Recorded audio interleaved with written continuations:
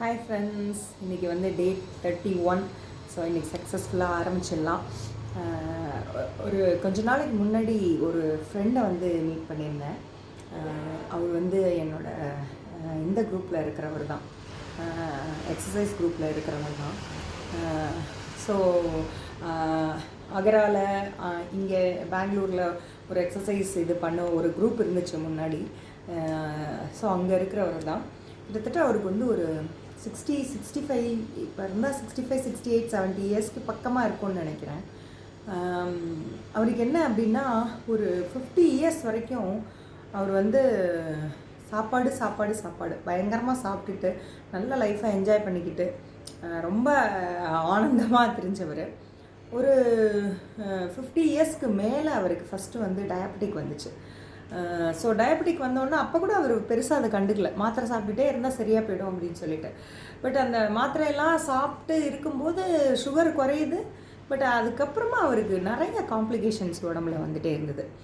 ஒன்று மாற்றி ஒன்று, பிபி வர்றது, கொலஸ்ட்ரால் ஜாஸ்தியாகிறது, ஒரு மாதிரி அன்டைஜஸ்டடாக இருக்கிறது, தூக்கம் வராமல் இருக்கிறது, அடிக்கடி யூரின் போகிறது, அந்த மாதிரியான நிறைய பிரச்சனைகள் வந்துச்சு.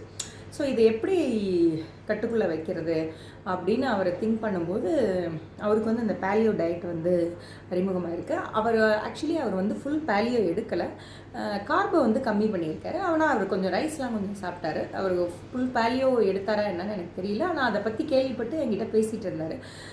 ஸோ எனக்கும் அதில் வந்து இன்ட்ரெஸ்ட் இருந்ததுனால நானும் அவர்கிட்ட இது மாதிரி நானும் கொஞ்ச நாள் இருந்திருக்கேன் அப்படின்லாம் வந்து சொல்லிகிட்டு இருந்தேன். அப்போ அவர் நிறையா சொல்லுவார், சைவத்துக்கும் பேலியோவுக்கும் ஒத்தே வராதே, எப்படி உங்களுக்கு ப்ரோட்டீன் இது கிடைக்கும் அப்படி இப்படின்னு பேசிகிட்டு இருந்தார். நீங்கள் என்ன சாப்பிடுவீங்க ப்ரோட்டீனுக்கு, அந்த மாதிரிலாம் கேட்டுட்டு இருந்தார். ஸோ சொல்லிட்டு இருந்தோம்.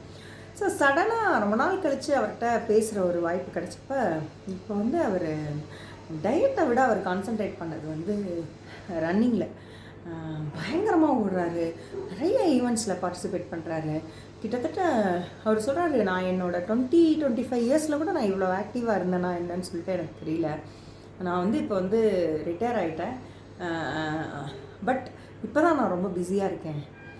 ஈவெண்ட்லலாம் கலந்துக்கிறேன், நிறையா ஃப்ரெண்ட்ஸோடு பேசுகிறேன், நிறைய பேரை நான் மோட்டிவேட் பண்ணுறேன். இந்த உலகம்தான் எனக்கு வந்து இந்த ரன்னிங்கை கற்றுக் கொடுத்துச்சு, இந்த ஜாகிங்கை கற்றுக் கொடுத்துச்சு. என்னால் ஆரம்பத்தில் ஒரு 1 கிலோமீட்டர் கூட ஓட முடியாது, நடக்க முடியாது, அப்படி தான் நான் இருந்தேன். பட் இன்றைக்கி நான் வந்து ஒரு ஹாஃப் மாரத்தான்னா கூட நான் ஓடுறதுக்கு தயாராக இருக்கேன் அப்படிங்கிற மாதிரி அவரோட ரெக்கார்ட்லாம் ரொம்ப வியக்கிற மாதிரி இருந்துச்சு. நல்ல ஜாலியான மனுஷன், ரொம்ப நல்லா பேசிகிட்டு இருந்தார். ஸோ ஒரு மனுஷன் தன்னோட உடம்புக்கு வந்ததுக்கு அப்புறமா அவர் டயட்டில் இருந்து அவர் இந்த அளவுக்கு சாதிச்சிருக்காரு அப்படின்னா உண்மையிலேயே ஒரு இன்ஸ்பிரேஷனான விஷயம் தானே. ஸோ அவரை வந்து ஹேட்ஸ் ஆஃப் சொல்லிவிட்டு கண்டினியூ பண்ணுங்கள் சார் அப்படின்னு சொல்லிட்டு வந்தேன். ஸோ அவர் என்னையும் சொல்லிகிட்ருக்கார், நீங்களும் ஓட ஆரம்பிங்க அப்படிங்கிற மாதிரி. பார்ப்போம். முதல்ல நமக்குன்னே ஒரு கோல் வச்சுருக்கோம், 108 days. இதை முடிச்சுட்டு நம்ம கோலை நோக்கி ஓடுவோம், ஆடுவோம், எல்லாம் பண்ணுவோம். சரி, நான் முடிச்சுட்டு அதுக்கப்புறம் உங்கள்கிட்ட சொல்கிறேன். Bye friends, thank you. Hi friends, சக்ஸஸ்ஃபுல்லாக டே 31 கம்ப்ளீட் பண்ணியாச்சு.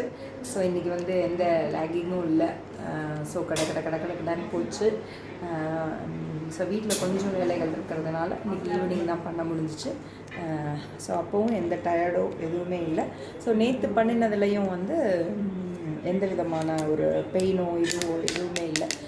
இன்ஃபேக்ட் பண்ணி முடித்த ஒரு 1 hour 2 hours எல்லாமே நேற்றுக்கு தூங்குறதுக்கு போயாச்சு. ஸோ நல்ல தூக்கம் வேறு. அதுதான் அந்த சூரிய நமஸ்காரத்தில் இருக்கிற ஒரு பெரிய ஒரு அட்வான்டேஜஸ் வந்து தூக்கம். பட் ஒரே ஒரு விஷயம் என்ன அப்படின்னா, அந்த இன்றைக்கி ஒரு 8:30 மணிக்கு 9 மணிக்கு தூங்க போகிறோன்னா நாளைக்கும் அதே டைமை மெயின்டைன் பண்ணோன்னா ஆட்டோமேட்டிக்காக அந்த சமயத்துக்கு நம்ம கண்ணு சுக்கிடும். அதை வந்து பண்ணுறதில்ல பிகாஸ் ஆஃப் ஒர்க்குங்கிறதுனால. ஸோ அதை நம்ம பார்த்து பண்ணிட்டோம் அப்படின்னா எல்லா நாளுமே நல்ல நாளுன்னு சொல்கிற மாதிரி ரொம்ப நல்லாயிருக்கும். பார்ப்போம், ட்ரை பண்ணுவோம். தேங்க்யூ. நம்ம அங்கே ஒட்டிட்டு நாளைக்கு பார்க்கலாம். Bye friends.